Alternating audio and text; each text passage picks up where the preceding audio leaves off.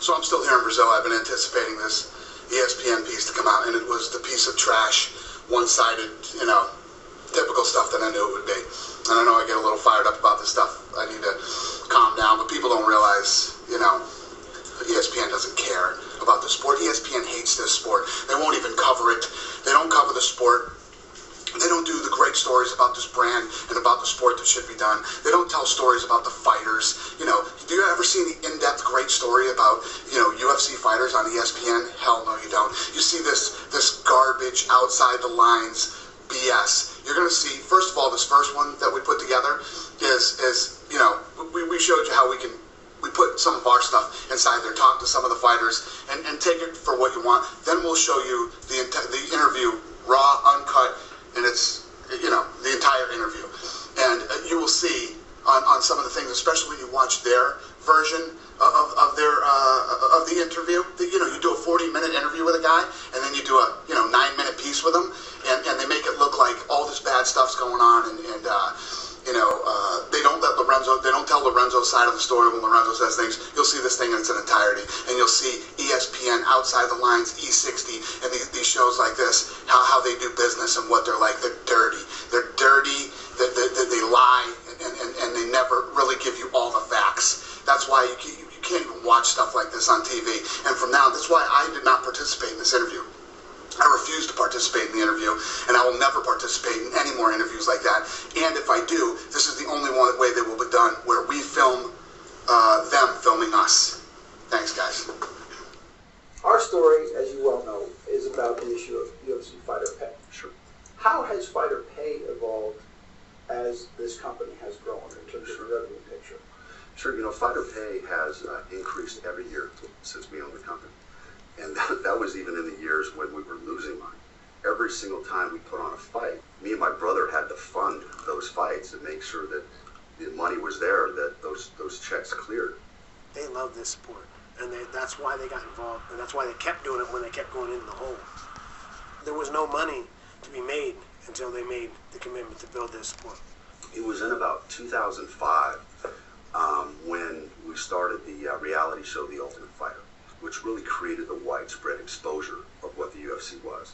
And our numbers started to grow pretty significantly.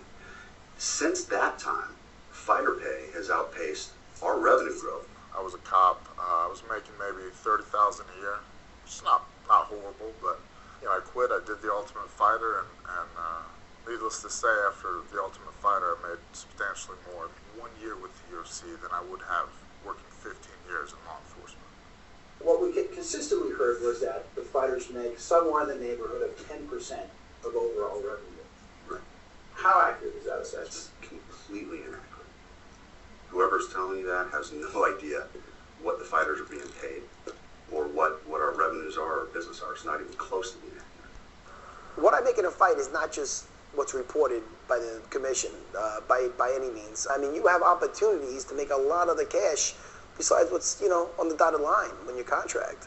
I get paid fairly, just lump sum, going in, get beat up in 2 minutes. But if I do well, I get more. If the card sells well, I get more, We have a contract with a fighter. He gets paid a stated amount of money, what we call show money, sure, to come and fight. On top of that, we pay a win bonus typically. So it incents the fighter to go out and really perform. In addition to that, we pay discretionary bonuses.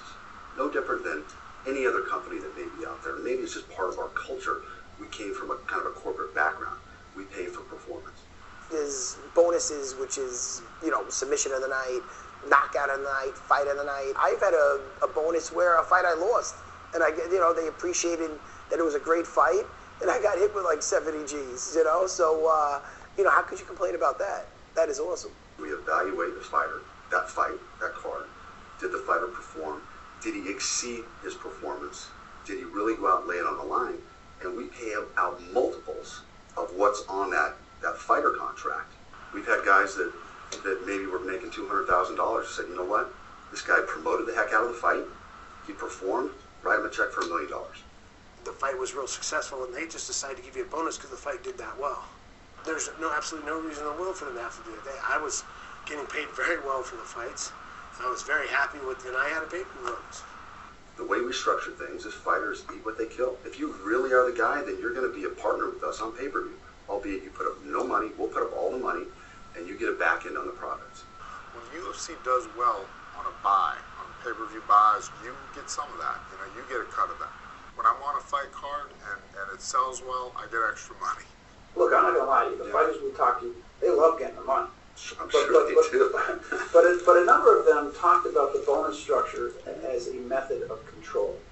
And one of them even said to us, the following. He said, they keep you guessing, so you can't really complain.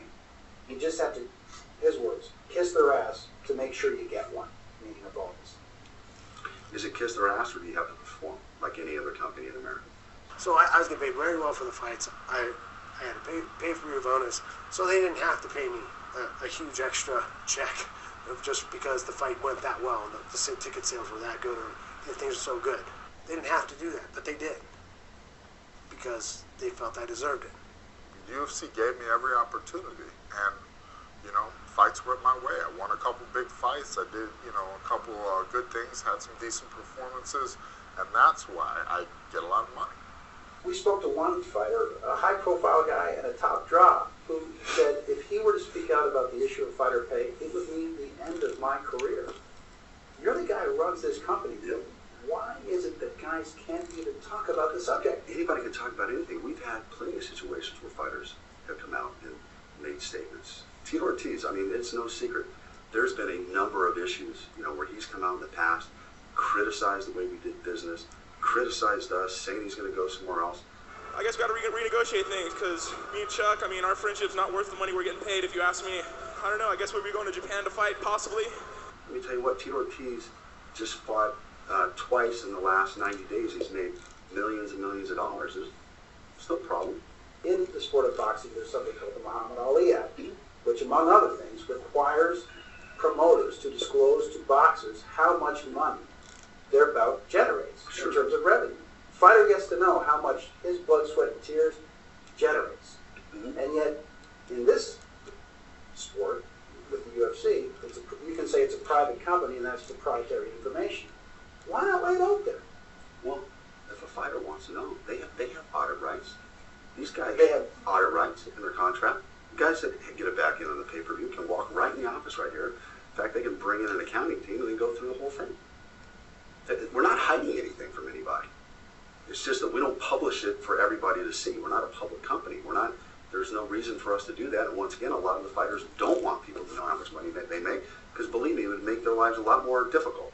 You can do an interview on any company you want, and you're going to get people that don't feel like that maybe they're making enough money or they're disgruntled or whatever it may be. Go to any football team, go through the locker room, you're going to find guys that, are mad that Tom Brady's making $18 million a year and they're getting the league minimum, right? And they're not going to go on the record because they don't want to, get the owner of the Patriots mad at them. The UFC has guys that technically they lose money on, that they're paying $10,000, $15,000 to fight, that nobody's really watching. Nobody bought the pay-per-view to see that guy. Maybe like 300 people, his hometown, if he's lucky, But they're paying that guy to get better, to keep fighting, because maybe he'll catch on and he'll be that next thing. So what the UFC is really doing is paying kind of a stable of fighters and giving them the opportunity to make it big. ESPN would you agree, it's the most profitable cable network in the world. Analyst estimates from Wall Street, it's a public company, say ESPN's going to make $2.8 billion in EBITDA this year, right? Well, it's interesting you would ask that question. No, this is interesting, though, Yeah. because I looked back. ESPN, do you know what fighters make on ESPN fights? There was a guy who walked away in this last fight here in Vegas. Now you're above my pay grade. Well, wait a second. You don't need me. I'm just telling Yeah. you. He walked away with $275 for a 4-round fight. I think 6-6 is pretty good. Compared to that, there's multiple guys on those ESPN cards that make in the hundreds of dollars. I can tell you that our fights that we put on cable, on Spike TV or on Versus, we pay 10 times to the fighters that ESPN pays to their fighters. 10 times. 10 times. And we don't make $2.8 billion. Let me tell you that right now. For these guys that are just starting off in the UFC and they're, they're starting off with, whatever number they're starting off with, they have a good night. Next thing you know, they're getting a sick payday, you know? And that opportunity is for a guy that's been with them like myself in 10 years, or a guy that is green and is his first time in there. They're putting an investment in all the guys, all of us. The UFC wants you to succeed. The more any fighter succeeds, the more they succeed. I mean, even guys that aren't making a fortune are making enough to where they don't have another job and they can concentrate on getting better as a fighter to where they can, to put themselves in the position to make that good money. They spend their money the way that they think can best grow the sport, and that includes across the board taking care of the fighters. There's a perception out there that UFC management enjoys the status quo, and if the fighters were to try to organize in any way, shape, or form, that they'd meet serious resistance. Look, we enjoy the status quo. The fighter pay continues to go up every year. That's a pretty good status quo. These guys are making more money than they've ever made. Some of these guys are set for life. Being a UFC fighter created a tremendous amount of opportunity for not only me, but my whole family. With the exposure I've gotten with the UFC and the income I've gotten with the UFC, I have 2 schools in Long Island, which both of them are over 10,000 square feet. I'll whistle to work every day and living the dream. People pay to see me fight, so I've been paid well. I've been fortunate enough to help my family, help my friends, help my parents, help my wife's parents. I've been really lucky, I got to do what I love for a living. I get paid very well. I'm secure enough. I don't have to work again. Since 2005 to today, once we started actually generating enough revenue so we're not losing money, we've paid out over $250 million to our fighters. You guys are doing the wrong story here. The story isn't that. The story is all the millionaires that we've made.